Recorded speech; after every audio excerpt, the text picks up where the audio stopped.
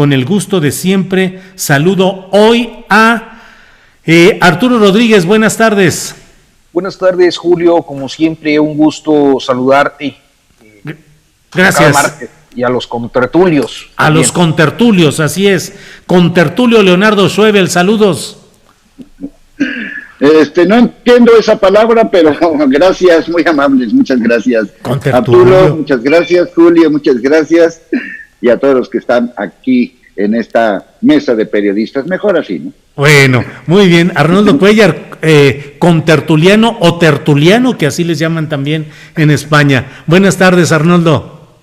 Julio, gracias, buenas tardes, una palabra muy elegante de Arturo. Sí, bueno, la verdad es que Arturo Rodríguez como periodista es muy elegante en su exposición y en su análisis, así es que con esas consideraciones te echo luego la bronca, Arturo, de que empieces y nos digas qué opinas de lo que está pasando en estos momentos en México, particularmente este tema de la marcha feminista, de sus consecuencias. Nos van a decir que somos hombres hablando de lo que sucede en una movilización de mujeres, pero es que tiene consecuencias políticas generales y forma parte del movimiento nacional en general, pues que involucra a hombres y mujeres. Arturo, ¿qué opinas?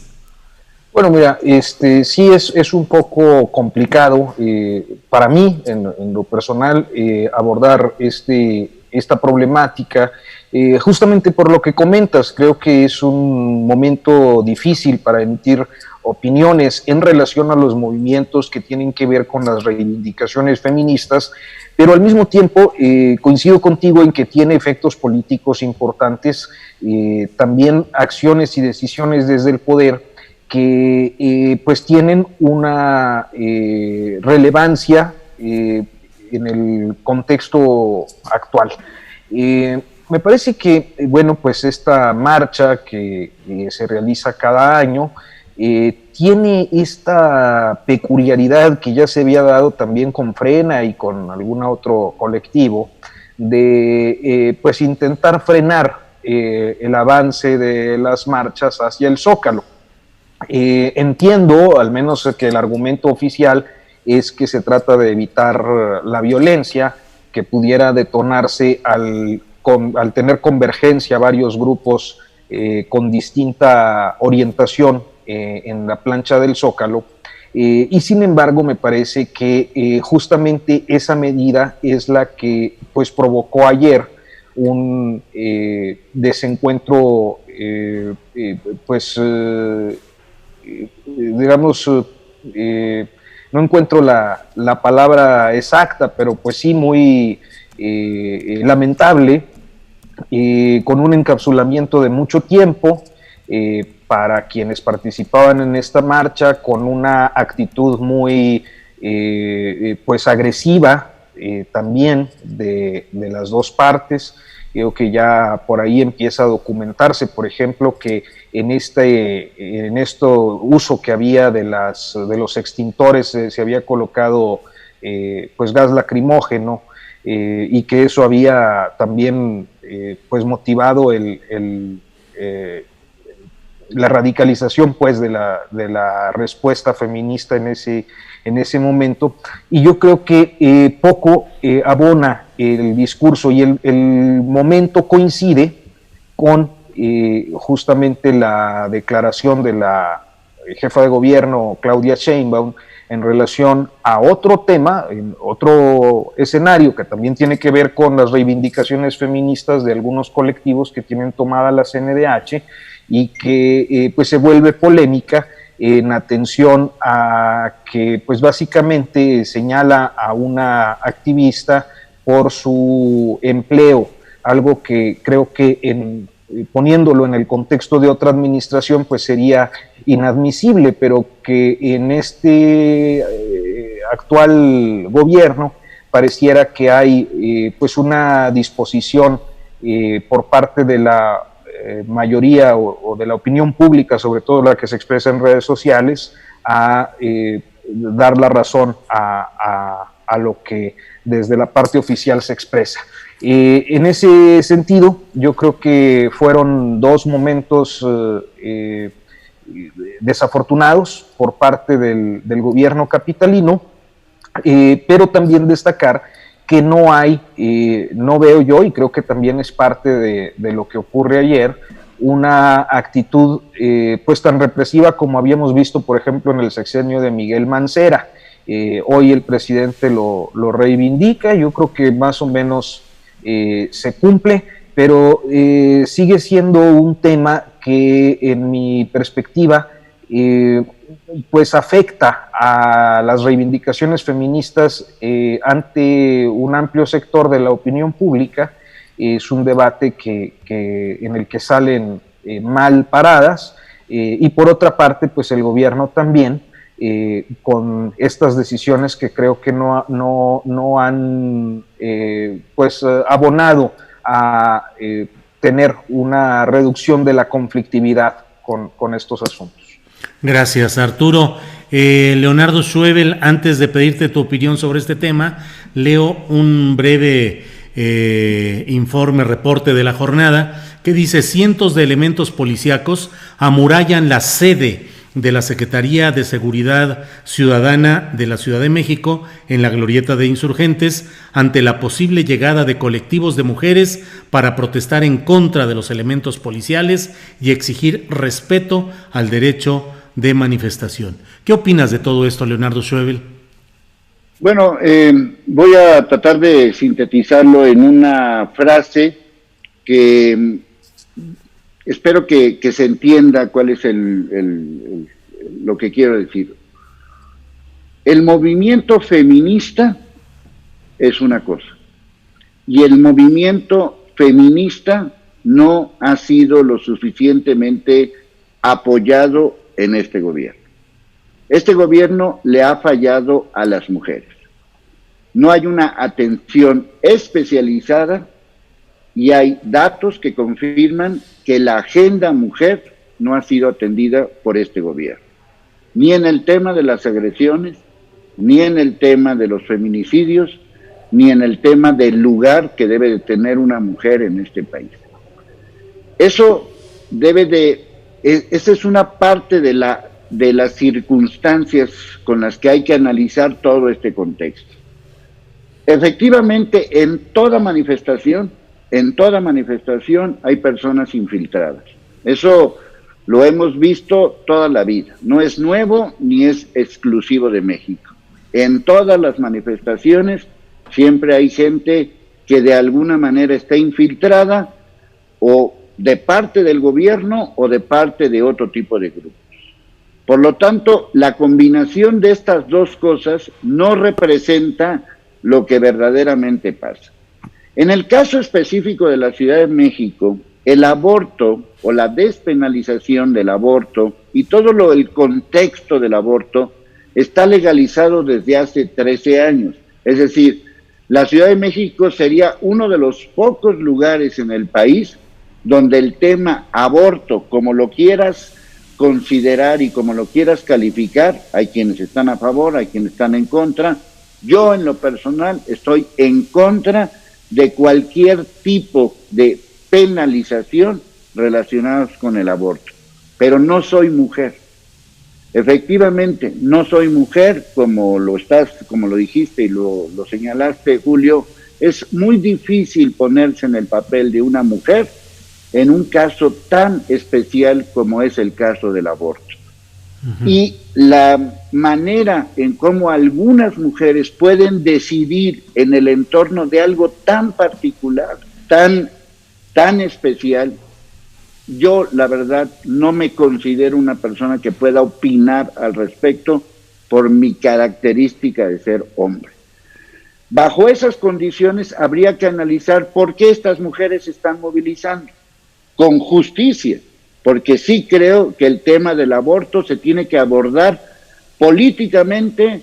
Es un tema de salud pública y es un tema que se tiene que llegar a una conclusión de si es o no para un asunto de despenalización. Yo estoy de acuerdo con la despenalización y no hay ni siquiera encuentro una agravante relacionado con esto. Ahora, si además le sumas agravantes como violación, como abuso sexual, como agresiones a las mujeres, pues es todavía más, pero no quiero especificar un caso relacionado con el aborto. Si una mujer decide abortar, se le tiene que dar todas las facilidades. Entre esas facilidades puede ser que tenga un hijo y lo dé en adopción.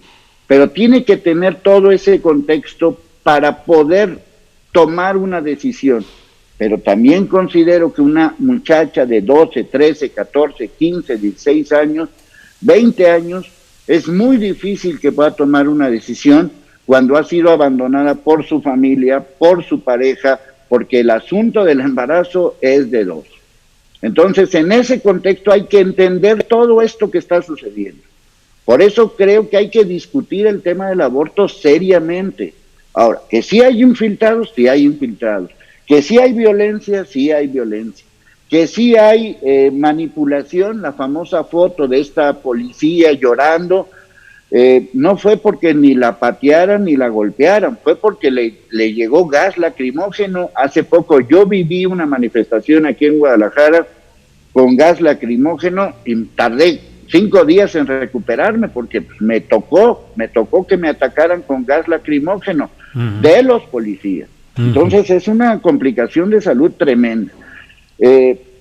Por eso, insisto, López Obrador, a través de su gobierno, tienen que empezar ya a discutir ampliamente el tema de la mujer. El tema de la mujer no es solamente el aborto, el tema de la mujer es la violencia laboral, la violencia familiar, la violencia política, la violencia de la estigmatización hacia la mujer, y con base en eso llegar a un acuerdo. Yo desde hace muchos años he insistido en que se requiere, no sé si de una secretaría de la mujer, pero sí de una atención especializada. Bien. Y bajo estas condiciones, y sumado a una política muy extraña con las manifestaciones, o sea, se pueden manifestar unos, pero no se pueden manifestar otros. Unos sí pueden entrar al Zócalo, pero otros no pueden entrar al Zócalo. El Zócalo no es de López Obrador, ¿eh? El Zócalo no es de López Obrador, el Zócalo es de México. Y el Zócalo ha sido durante muchísimos años el centro neurálgico y político de este país. Bien. O sea, López Obrador sí puede entrar, pero no pueden entrar los de Frena. No pueden entrar los de Frena, pero sí pueden entrar los de Frena, pues no pueden entrar las mujeres. No. El Zócalo es el Zócalo. Y ha sido el lugar escogido durante años.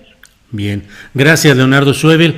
Antes de ir con Arnoldo Cuéllar sobre este mismo tema, les comento que iniciando con Arturo Rodríguez voy a preguntarles sobre esta declaración tan peculiar que hizo hoy el presidente en su conferencia mañanera, donde dijo: en mi caso, a la primera manifestación de 100,000 y que yo vea que en las encuestas ya no tengo apoyo, a Palenque, Chiapas. Es decir, anunciando que si él llega a enfrentar una primera manifestación de 100,000 personas y que en las encuestas ya no tiene apoyo, él solito se va sin necesidad de revocación del mandato. Pero eso será después de pedirle a Arnoldo Cuéllar que nos dé su opinión sobre este tema de las protestas feministas de estos días. Gracias, Julio. Bueno, pues después de 2 espléndidas intervenciones, a ver qué me dejaron. Pero mira, yo creo que el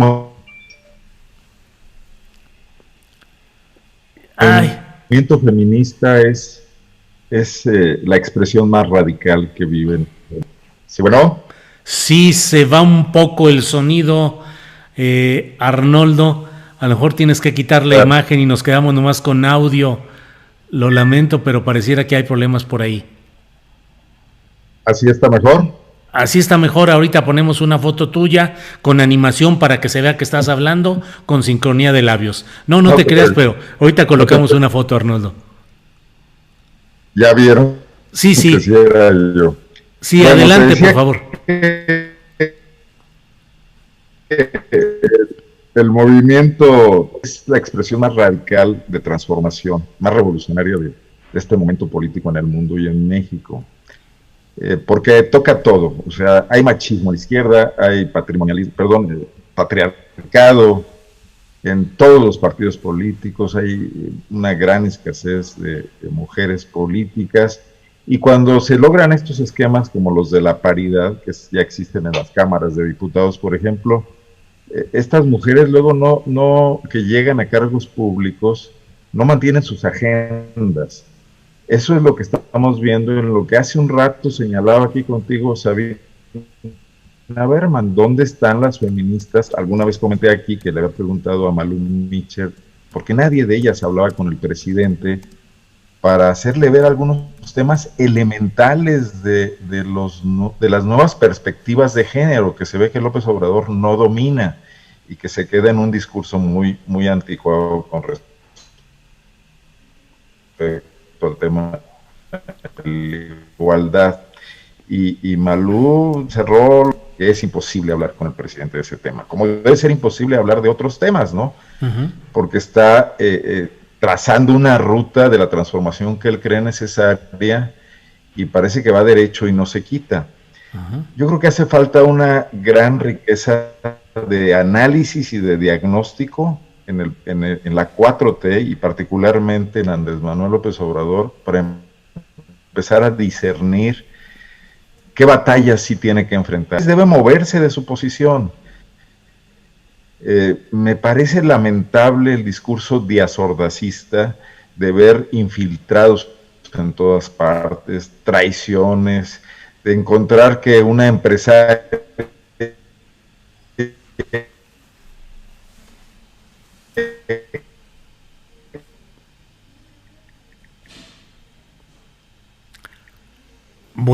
que lleva una despensa se convierte en la gran conspiradora, porque no logran abundancia. Y yo también me explico. ¿Sí? Perdón, ¿sí me escuchan o no? Sí te escuchamos entrecortado. Lo que has dicho un minuto atrás, si nos hicieras favor de repetirlo, Arnoldo. Está atorado. Bueno, sí, comentaba que ahora me pueden escuchar. Sí, te escuchamos. ¿En este momento? Sí, te escuchamos, Arnoldo, y si nos haces favor, luego que termines la intervención, que salgas y luego nosotros te volvemos a reconectar. Pero adelante, por favor.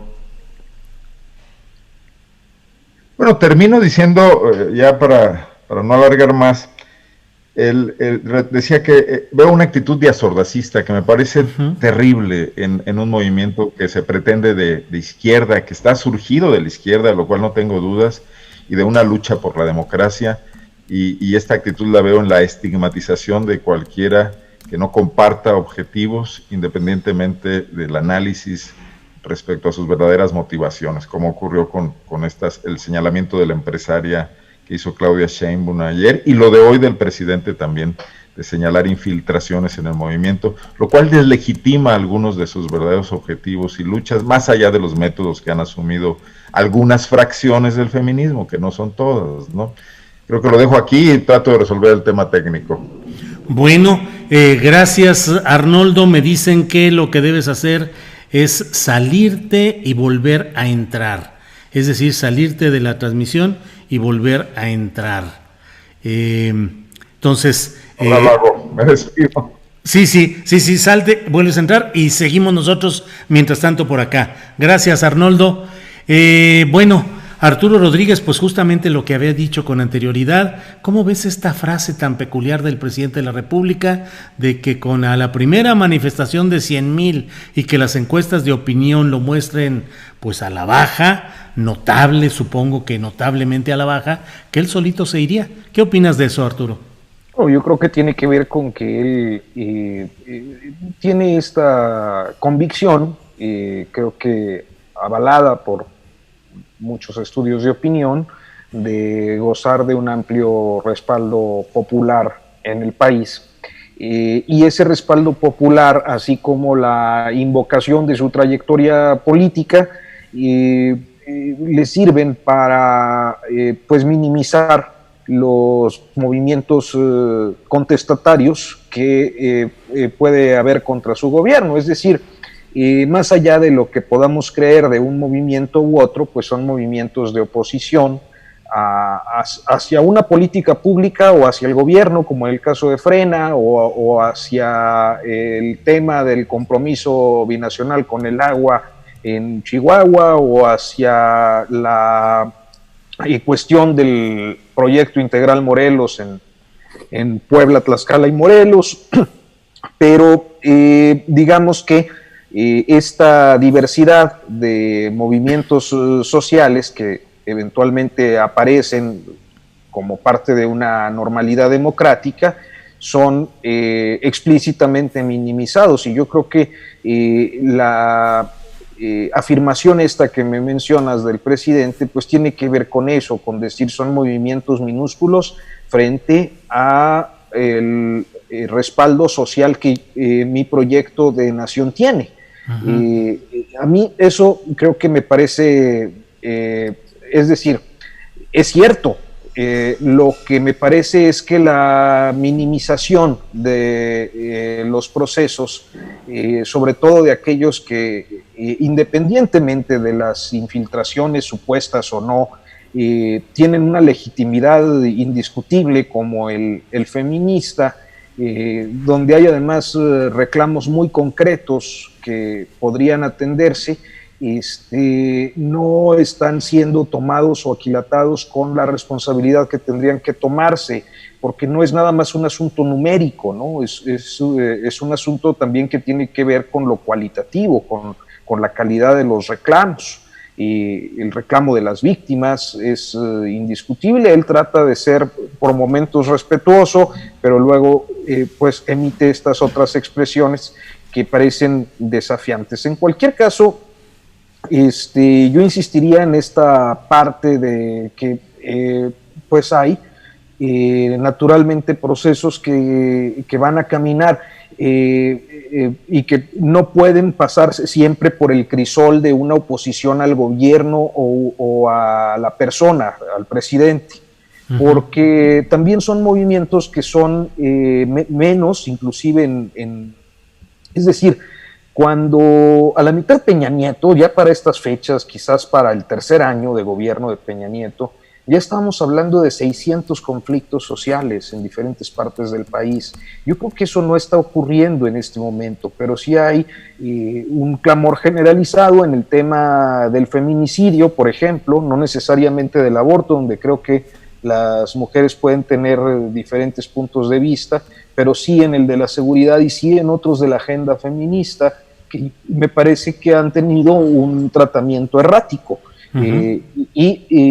Ese tratamiento errático no puede superarse con la sola minimización de quienes protestan, más en un contexto de pandemia. O sea, las marchas abortistas de los últimos años habían sido más numerosas que la de ayer, por ejemplo. Pero bueno, pues hay un contexto, ¿no? Entonces también eso sería otro factor a considerar. Arturo, ¿consideras que sí puede haber un mitin de 100,000 personas demandando la salida de López Obrador?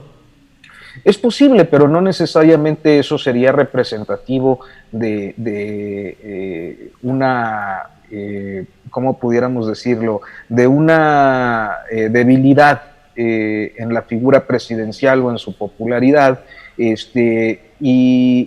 yo creo que sí, cualquier, una convocatoria de quienes no simpatizan de por sí con el presidente López Obrador, pues hay que recordar que pues él gana con un, si no me equivoco, un 52% aproximadamente, hay un 48% que no lo respalda, y ese pues sí podría tener 100,000 convocados en el Zócalo un día, pero no me parece que sea algo que afecte la legitimidad o ni siquiera la popularidad presidencial. Él está en un momento de mucha fuerza, él sigue siendo un presidente con mucho apoyo de la sociedad, y yo creo que tendría que pasar algo muy grave para que eso cambie, al menos en el próximo año, ¿no? No sé si después.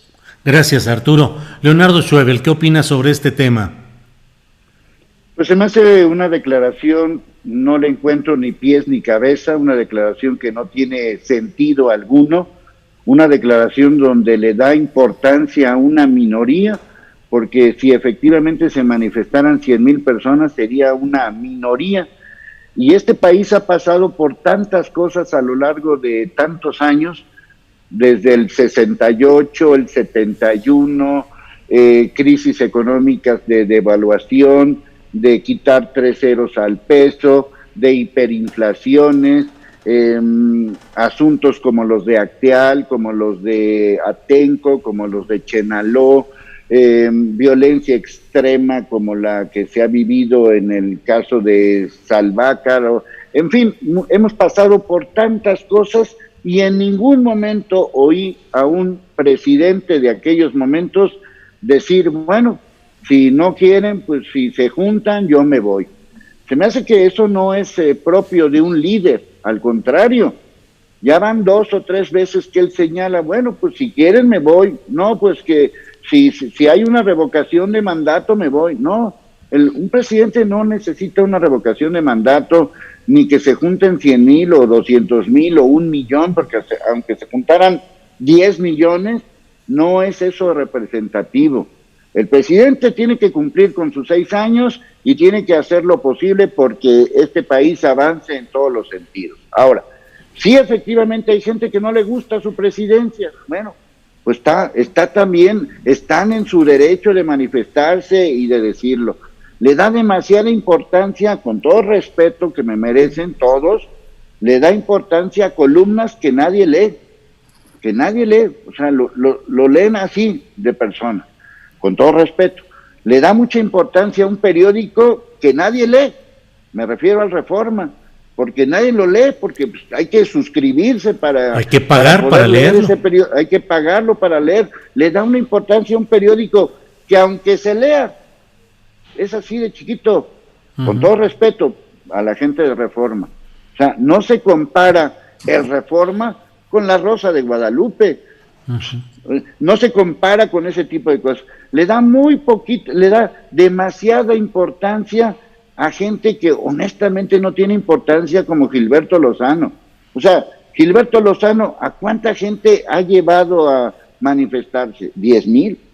Se me hace muchísimo, pero pensando, 50,000, no. Es imposible, pero pensando, ¿qué son 50,000 personas que apoyan a un pobre imbécil como Gilberto Lozano? Nada. Entonces, el presidente sí tiene que tener, así como no tiene una agenda de la mujer, tampoco tiene una agenda de unidad. El hecho de que haya gente en contra no significa absolutamente nada, porque ahora todos los partidos políticos están buscando hueso para las próximas elecciones. Entonces, obviamente todo lo malo se va a magnificar, porque es obvio, porque así es.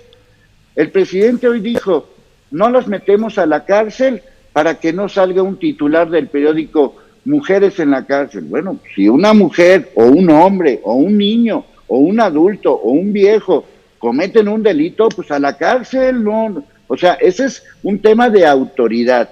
Entonces, estoy guardando la compostura, con tal de que no me critiquen.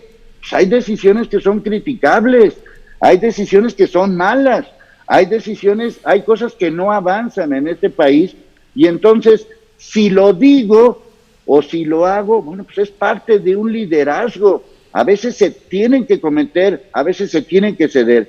Al presidente le hace falta un llamado de unidad. Hoy mencionó a Mandela. Las condiciones en las que entró Mandela al poder no se comparan con las del presidente. Mandela estuvo en la cárcel. ¿Y qué hizo en su primer evento?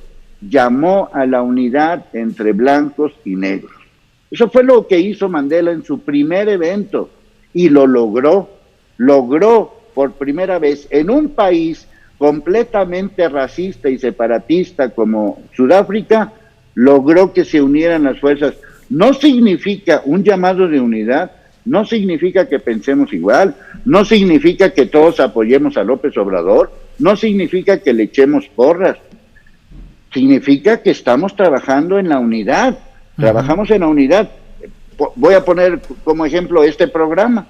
No necesariamente tenemos que estar de acuerdo los 3 o 4 que participemos, pero eso no significa que nos faltemos al respeto, eso no significa que nos golpeemos, eso no significa que nos insultemos, simplemente no estamos de acuerdo, se acabó el asunto. La gente que está viendo este programa pues tomará la decisión, estoy a favor de este, estoy en contra de este, bueno, hasta ahí se acaba, pero este es un ejemplo de unidad, de trabajo en conjunto, de respeto a las diferentes formas de pensar. ¿Qué no se puede hacer eso a nivel nacional? Porque para López Obrador no hay un López Obrador, no hay un solo líder en este país que sea una oposición de López Obrador, no hay uno solo. Entonces, estas declaraciones de si se juntan 100,000 y las encuestas me voy, no sé en qué abonan. En lo que sí siento es que le restan liderazgo a López Obrador. Muy bien, gracias Leonardo Schwebel. Bienvenido ya con nueva conexión Arnoldo Cuellar, así es que adelante por favor con tu comentario sobre este tema, por favor. Espero que no falle, Julio. Esperemos. Gracias. Bueno, yo veo a López Obrador con una peligrosa fragilidad en las convicciones con las que luchó por décadas por el proyecto que finalmente triunfó en 2018.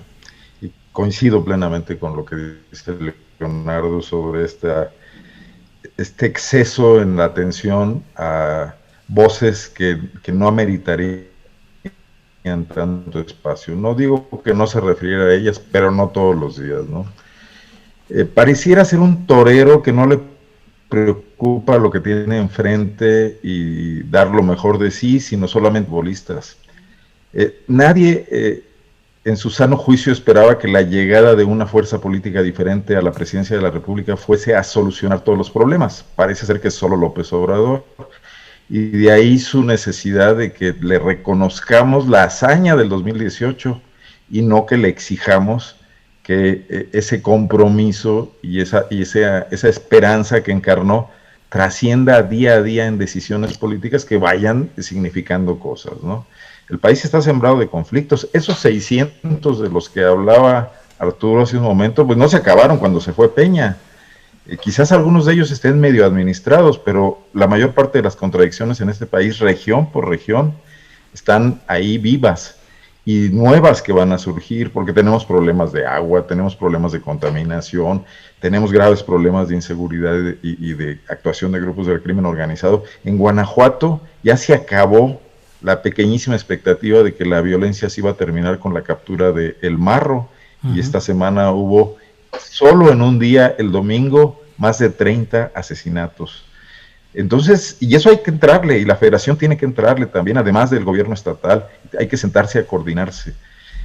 Esto de la manifestación de las 100,000 personas, yo lo veo muy complicado, porque no veo a las feministas, por más enojadas que estén con López Obrador, yendo a marchar junto con Frena. Más bien va a ocurrir ahí un zipizape cuando les griten saquen sus rosarios de nuestros ovarios y los otros empiecen a lanzar bendiciones. Sí. Yo creo que no hay un liderazgo que aglutine las múltiples inconformidades que están ahí y que el gobierno de López Obrador no está sabiendo cómo atender, porque no está teniendo la paciencia de sentarse ni los operadores políticos en las diferentes dependencias para empezar a desactivar esas bombas. Unas son de tiempo y otras no. Otras ya explotaron incluso, y hay que entrarle a la tarea de reparar lo que causaron, el daño que causaron. Entonces, me parece que esta actitud de existencialista francés de los años 60, de que si todo va muy mal me suicido, no es lo que se requiere para un presidente que además admira a Benito Juárez, que vio al país invadido y que tuvo que recorrerlo en una carroza de punta a punta para mantener viva la esperanza de una reivindicación nacionalista que echara fuera a los extranjeros, ¿no? Yo creo que los tiempos son difíciles y López Obrador lo sabía desde que hizo campaña, recorrió el país, lo conoce. Las cosas no se iban a componer porque él llegara. No podemos seguir festejando los que pensamos que fue un logro importante en la historia de este país, el triunfo de 2018. Hay que empezar a chambear para lo que sigue. Ese triunfo era para algo, no era en sí mismo el fin, ¿no? Y es lo que no se ve que camine. Me preocupa mucho lo que decía hace rato, que todo el movimiento que unió en torno a sí López Obrador, feministas, izquierdistas, nacionalistas, gente que quiere un mejor reparto de las oportunidades en este país, incluso de la riqueza, sin llegar a extremos, porque no veo a nadie pretendiendo expropiar nada, salvo Paco Ignacio Taibo, creo, y no lo dijo en serio, y que no logre dialogar con todos esos componentes de su movimiento para retomar las diferentes visiones, para armar el rompecabezas y hacer un plan mínimo de lo posible, que es lo que permite la política, ¿no? No se va a lograr todo, pero se podría caminar muy buenos trancos si empezaran a ponerse de acuerdo, Julio. Uh-huh. Bien, pues gracias, Arnoldo Cuéllar. Arturo, el tema que quiero plantear es el de las elecciones, o más bien dicho, las encuestas de opinión para relevar la dirigencia de Morena. No solo el método, que es bastante volátil y creo yo que pues poco democrático para sus militantes de Morena al elegir a su presidente y secretario general mediante encuestas de opinión, sino además los choques tan fuertes que se han dado en términos declarativos, sobre todo con Porfirio Muñoz Ledo, que ayer llegó a decir que si gana Mario Delgado es casi como entregarle la presidencia de la República a Marcelo Ebrard, que así estaría acortando el periodo de López Obrador a 3 años y no a 6, porque tendríamos una especie de presidente de facto. ¿Qué opinas de todos estos revuelos morenistas, Arturo Rodríguez? Bueno, yo creo que en ese caso Porfirio Muñoz Ledo ha sido un poco excesivo, es decir, Marcelo Ebrard tiene una presencia importante en el gabinete, y quizás podríamos decir es casi un vicepresidente. Los asuntos más importantes para el gobierno de López Obrador son depositados por el propio López Obrador en él, y yo dudo mucho que la figura de López Obrador por sí mismo y por su personalidad, pero también por muchísimas circunstancias de inclusive de su estilo de gobernar, pues pueda ceder, así como lo plantea Muñoz Ledo, su periodo a Ebrard para un periodo extendido de 9 años o de 8 años, no sé.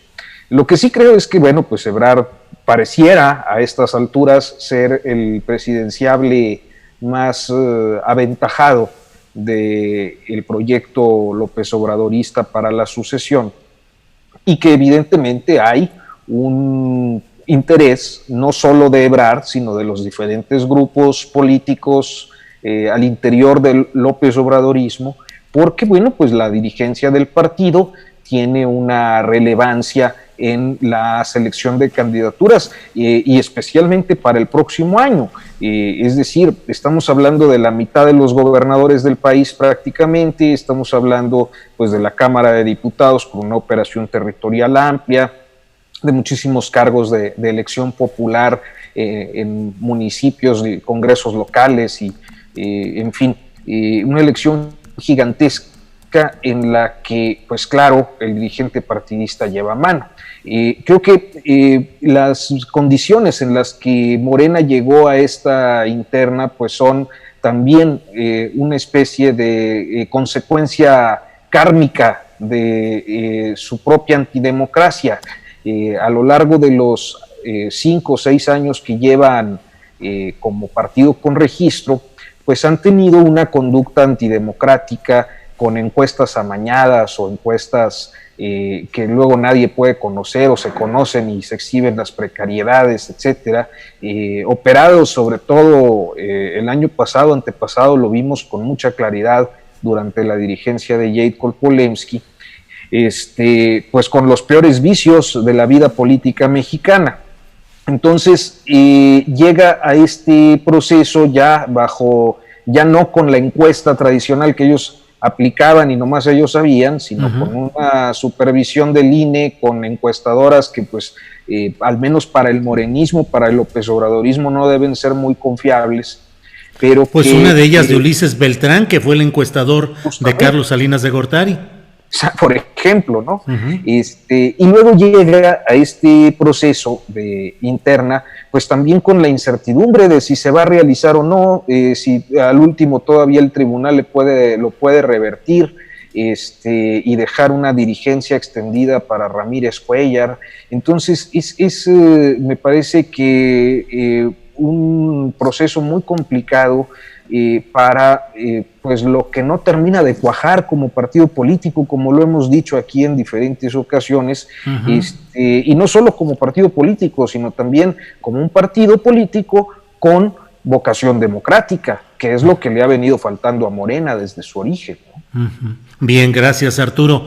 Leonardo Schwebel, pues el mismo tema de Morena, encuestas de opinión, Marcelo Ebrard, virtual vicepresidente, y aprovecho, Leonardo, para comentar, por ejemplo, con Carlos Salinas de Gortari, el hombre tras el trono era José Córdoba Montoya, de origen francés, lo cual le impedía aspirar a un puesto de elección popular en México. Con Vicente Fox, pues tuvo a Martita a un lado, que era la vicepresidenta, que ella sí quería ser candidata a la presidencia de México. Luego Felipe Calderón tuvo a un Juan Camilo Muriño, que nacido en Madrid, pero que era su carta para el relevo. Y Enrique Peña Nieto tuvo a Luis Videgaray, que tuvo mucha presencia, que era el cerebro sustituto en Los Pinos, pero que sin embargo nunca figuró como una opción de candidatura presidencial. Pero ahora, en este terreno, dinos qué piensas de Marcelo Ebrard, si realmente es una especie de vicepresidente con posibilidades de ser candidato presidencial, o lo están dejando que se queme encabezando la caballada para luego se le atraviese, por ejemplo, alguna línea 12 del metro. En fin, ¿qué opinas, Leonardo? Bueno, definitivamente no equiparon ninguno de estos personajes tan nefastos como los acabas de mencionar en el equipo de López Obrador. Yo más bien creo que es al revés. López Obrador hace sus propios monólogos y dirige como si fuera un monólogo, es decir, solamente le hace caso a él mismo, solamente lo que vale es lo que él piensa y solamente lo bueno es lo que él dice. Sin embargo, ha utilizado a Marcelo Ebrard por sus conexiones internacionales. A final de cuentas, Marcelo Ebrard representa a este grupo político que ya tiene muchos años tratando de meterse en diferentes formas, que pues tiene conexiones internacionales, sabe hablar bien con la gente con la que tengan que hablar a nivel internacional, y a nivel nacional es un poco como dejo que él se manche para esto. Curiosamente, en el tema del agua lo sacó de la jugada, y al que evidenciaron fue al subsecretario de Relaciones Exteriores, cuando curiosamente ahí sí es un tema que le toca más a Marcelo Ebrard que al subsecretario y que al propio presidente, porque pues aquí no hay de dos sopas. Aquí Corral firmó un documento y lo cumples o lo cumples y te vas a la goma. Aquí no hay de que si quiero o no quiero. Curiosamente, en ese tema tan álgido como se ha convertido el tema del agua, ahí sí no puso a Marcelo Ebrard. Marcelo Ebrard es el candidato obvio para las próximas elecciones. A final de cuentas tendría muchísimo apoyo, y a final de cuentas pues es quizás de los secretarios el menos florero de los secretarios, o por lo menos está la idea de que él no es tan dócil ante el presidente, y también la idea de que López Obrador lo respeta en su manera de ser. Así que no veo ningún comparativo, no veo que haya una mano que mesa la cuna, como el caso de estos expresidentes que acabas de mencionar, y muchos más que estaban dentro de la jugada. Quizás si haya 2 o 3 personajes dentro del grupo de López Obrador que pues como que están ahí asusando o señalando, haciendo una serie de cosas que definitivamente siento que no tienen ningún peso político, como quizás en algún momento dado lo pudo haber tenido César Yáñez, por lo menos en las anteriores elecciones de López Obrador, que sí siento que era una mano muy pesada y que estaba muy detrás de lo que hoy conocemos como el proyecto de López Obrador. El tema es que López Obrador no se mancha en temas donde se tiene que manchar y deja que otros aparezcan en escena. como el caso, por ejemplo, de Ayotzinapa, donde fue muy, hasta cierto punto, muy dócil, muy condescendiente, y al día siguiente cambió la jugada completamente. Como que se arrepintió de lo que dijo. Me refiero al tema de los militares y me refiero al tema de que ahora sí puede haber testigos protegidos con el tema de Ayotzinapa, lo cual me imagino que los padres no pueden aceptar bajo ninguna circunstancia. El problema de López Obrador es un poco lo que he estado diciendo en este día y en otros más. Yo creo que López Obrador tiene que asumir que ganó la presidencia, y no tiene por qué quedar bien con todos. El ganar la presidencia no te hace quedar bien con todos. El ganar la presidencia no hace que hables nada más bien de él, y el ganar la presidencia hace que en algún momento dado tengas que ceder o de alguna manera, pues ni modo, pues no se pudo, yo lo intenté, pero no se pudo. Yo creo que en algún momento dado el principal enemigo de López Obrador ha sido López Obrador, que no deja de entender que ya pasó, ya ganó, ya, eres el presidente, ahora te toca a ti solucionar los problemas de este país y no estar culpando ni a los demás, ni a los infiltrados, ni a los conservadores, ni a nada que se le parezca. Es responsabilidad del presidente. Bien, gracias Leonardo Schwebel. Arnoldo Cuellar, tu comentario sobre este tema, por favor. Sí, Julio. Bueno, yo creo que si alguien estaba equipado para romper el sistema métrico sexenal era Andrés Manuel López Obrador. Y lo digo porque él llegó a la presidencia de la República sin tener una posición institucional antes, durante un largo tiempo. Construyó un movimiento, haya sido como haya sido, decía el clásico, en medio de 2 tequilas,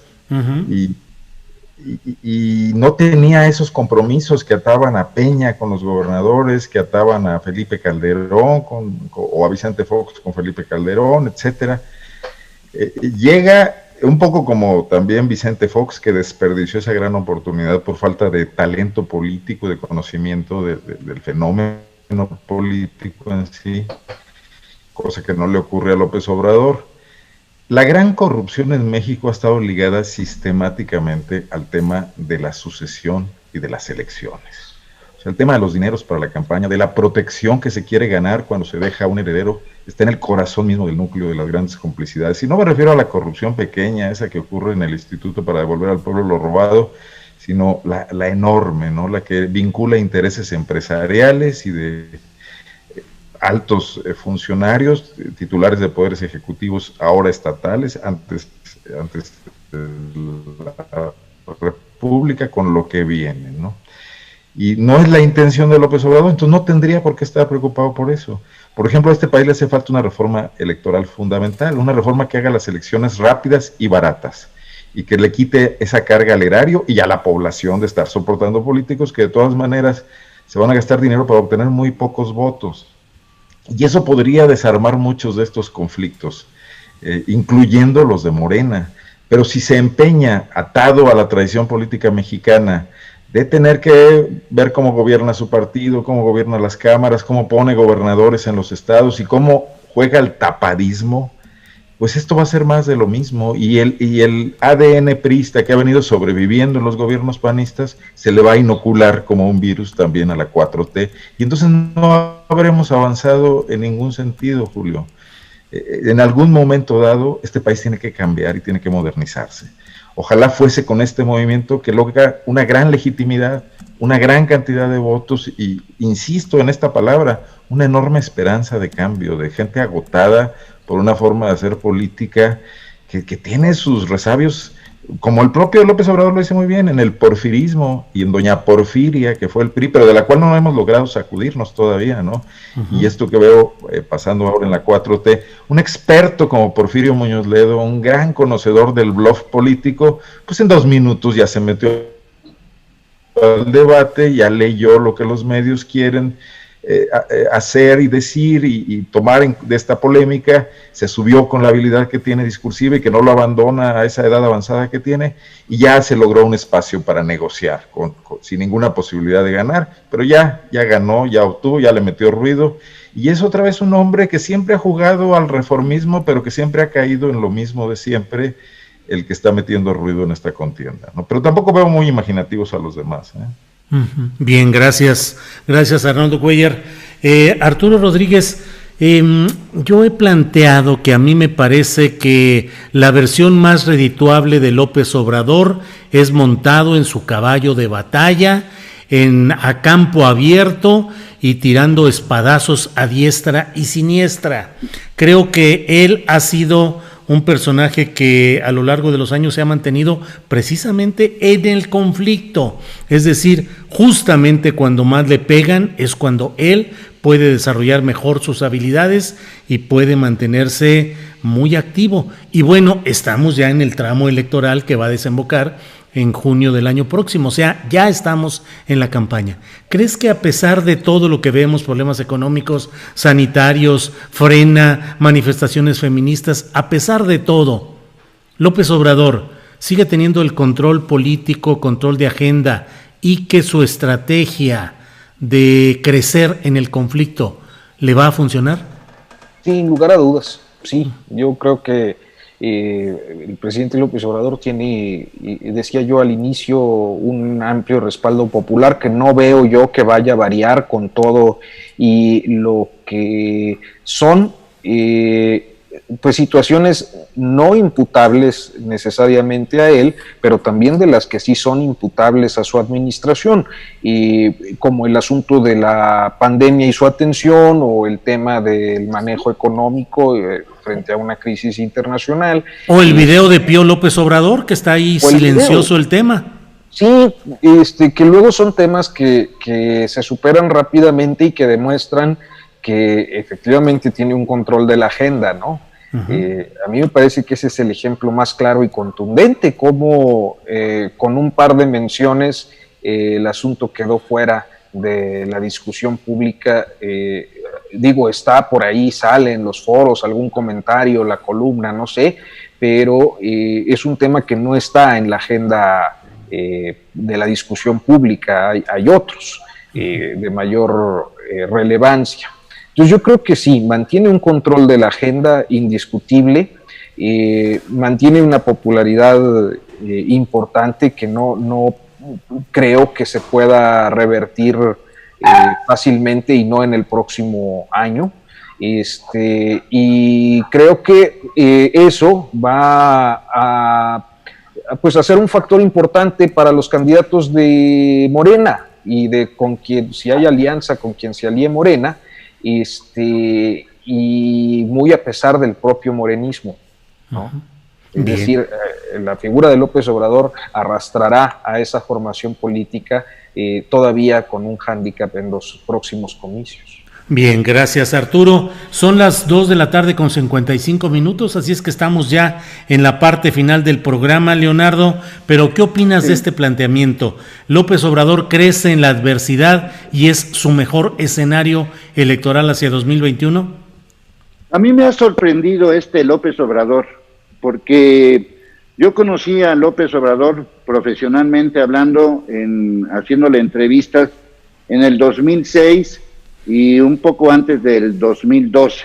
Y más allá de y además cuando era jefe de gobierno en la Ciudad de México,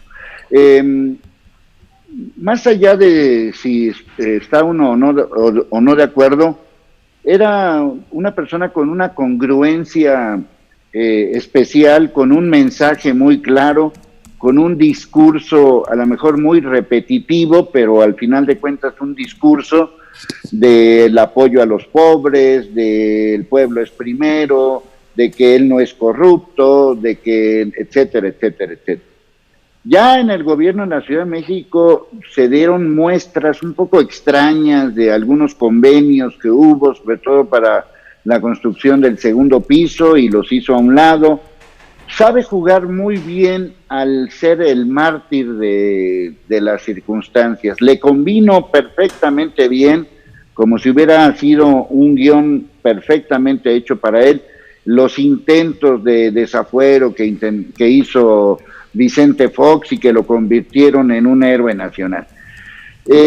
No sé cuál sea, no sé si tenga una especie como de dolor interno, porque, por ejemplo, lo que hizo ayer de recetarnos otra vez sus 100 famosas promesas y cuáles he cumplido y cuáles me faltan por cumplir, tiene un afán de reconocimiento, tiene un afán de que todo el mundo diga que es lo máximo en el mundo, y luego cuando salen estas absurdas comparativos que los promueve Comunicación Social con este pésimo encargado de Comunicación Social, que ni siquiera puedo decir su nombre porque me parece tan insignificante, que lo ponen como el mejor presidente del mundo. O sea, ¿en qué momento se hizo esa votación o clasificación?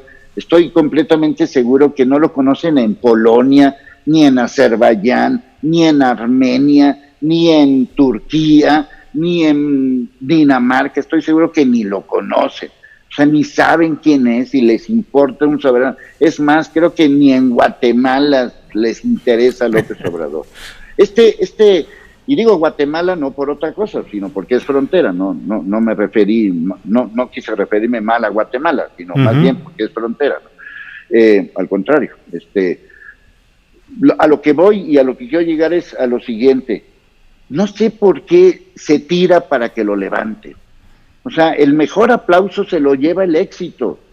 Es como un cantante que diga, pues es que no puedo cantar bien porque, híjole, pues estaba lloviendo, el baterista lo tuve que cambiar porque no llegó, las luces están mal acomodadas, voy a ver cómo me sale la canción. No, pues ponte a cantar y a ver cómo sale. Y si no tienes luces, y si no tienes baterista, y si no tienes micrófono, es ahí cuando se ve quién es un buen cantante. Lo mismo pasa con un futbolista. No, pues es que hacía mucho frío, es que no hay mucha gente. No, a todos nos pagan por hacer nuestro trabajo. ¿Qué más quisiéramos todos tener el público que tú tienes? ¿Qué más quisiéramos tener las vistas que tú tienes? Bueno, pues eso, no por eso me voy a rajar. Yo hago mi trabajo y mi esfuerzo y pues si me ven poquitos o muchos, pues qué padre, pero hasta ahí nada más. Ese afán de tirarse para ver quién me levanta y no, usted, señor presidente, es el mejor de todos.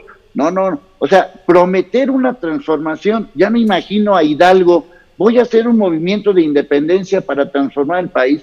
Ya me imagino a Benito Juárez, seré el segundo o el tercer transformador de este país. Oye, si alguien la llevó difícil, fue Benito Juárez. Si alguien la llevó verdaderamente complicada, fue Hidalgo. Y si no se comparan con esto. Este presidente tiene todo en la mano. Tiene al Congreso en la mano, tiene a la oposición en la mano, tiene a Estados Unidos en la mano, tiene a los empresarios en la mano. ¿De qué se queja? Si todo mundo lo trata como si fuera lo máximo en el mundo. Estaba yo revisando a raíz de la nota esta que salió de las empresas, esta empresa que apoya a la Gaviota, la Gaviota ahí metió ahí sus business. Estaba yo recordando todas las veces que por lo menos yo, y obviamente tú también, Julio, y creo que todos, hablamos mal de Enrique Peña Nieto. Desgraciadamente a mí en el canal de televisión donde yo estaba, me bloquearon mis videos y no lo puedo demostrar, pero o sea, en serio, me consta cómo hablé de la Gaviota, hablé de la Casa Blanca, hablé de de esta empresa que la que recordaron hoy, y hablé 1000 veces de todos esos asuntos durante el gobierno de Enrique Peña Nieto. Y a Felipe Calderón le tiré por todos lados, por lo que pasó en Ciudad Juárez, por lo que pasó pues, le preguntas al presidente, oye, ¿qué onda con lo de Guanajuato? Mataron a 11 personas. No, pero vamos bien. No, pues ¿cómo que vamos bien? No vamos bien. No vamos bien en Guanajuato. No vamos bien con la pandemia. No vamos bien con la economía. En algún momento dado pues también hay que decirle al presidente, que señor presidente, usted no está haciendo bien su trabajo, sí, y él tiene que admitir que algo no está funcionando, sí. Pero eso de que, ay, nadie me quiere, soy el presidente más atacado, por favor, eso no es propio de un presidente. Bien, Leonardo, gracias.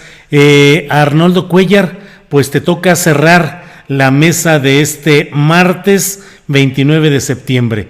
Por favor, tu opinión sobre este tema que estamos hablando, si López Obrador se crece en el conflicto y justamente ese es el mejor ambiente para él rumbo a las elecciones del año próximo. No estoy tan seguro, Julio. Yo creo que Napoleón es el mejor general del mundo por la cantidad de batallas que ganó, pero perdió una un día y se tuvo que retirar, que fue Waterloo, ¿no? Uh-huh.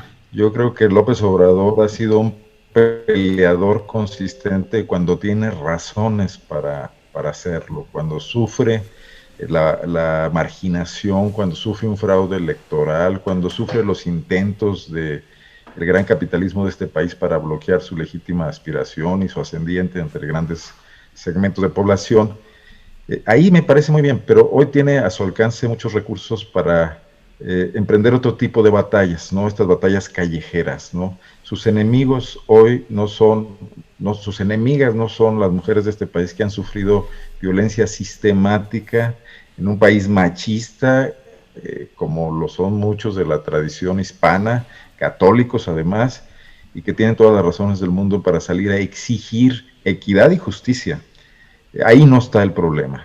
Él hubiera estado con ellas, quizás hubiera disentido de algunos métodos, pero hubiera estado con ellas desde la oposición, tendría que estar con ellas desde el poder y encontrar las formas institucionales para darle cauce a ese reclamo que es muy justo y evitar precisamente situaciones como las que vimos ayer, pero igual con muchas otras luchas, las de Chiapas, de los indígenas, las de quienes están viendo una amenaza en sus grandes megaproyectos.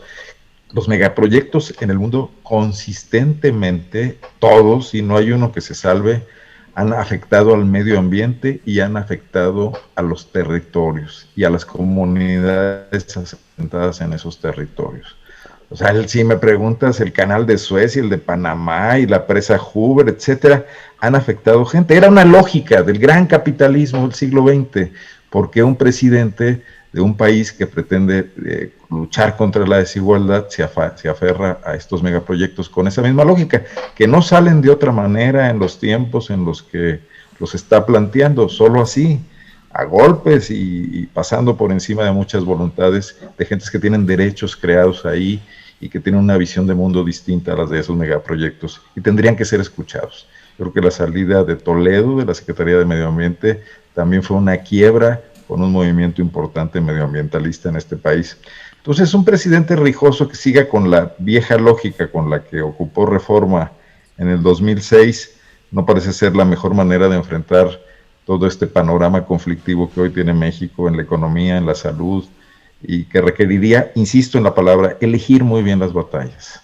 Sí hay grandes resistencias para que este país adquiera más igualdad, pero no están donde López Obrador las quiere ver en este momento. Entonces, no sé si esa proclividad a ser un peleador le vaya a servir en los momentos que vienen, y no me refiero no solo al tema electoral, sino en general de cara a los grandes conflictos y los grandes retos que vamos a enfrentar los próximos años, Julio.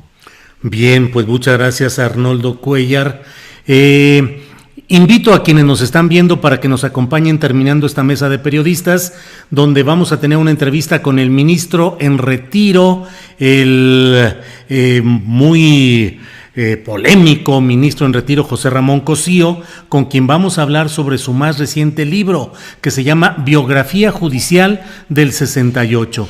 Es un análisis de la averiguación previa, de las sentencias, de los procesos instaurados contra estudiantes y contra ciudadanos en el marco del 68.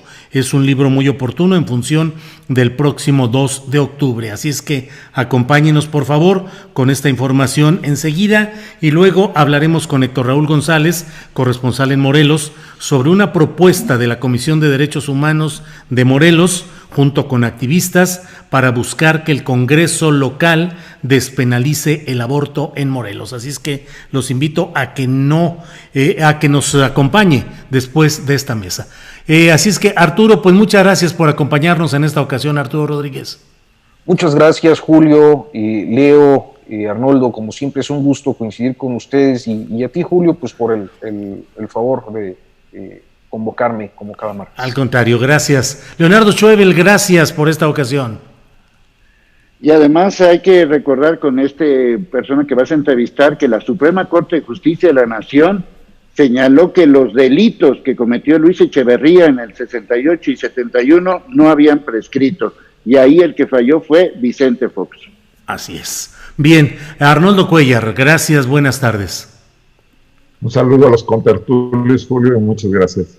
Bueno, sigamos, queridos contertulios. Bueno, gracias, tertulianos, y nos vemos el próximo martes. Buenas tardes a los tres y gracias.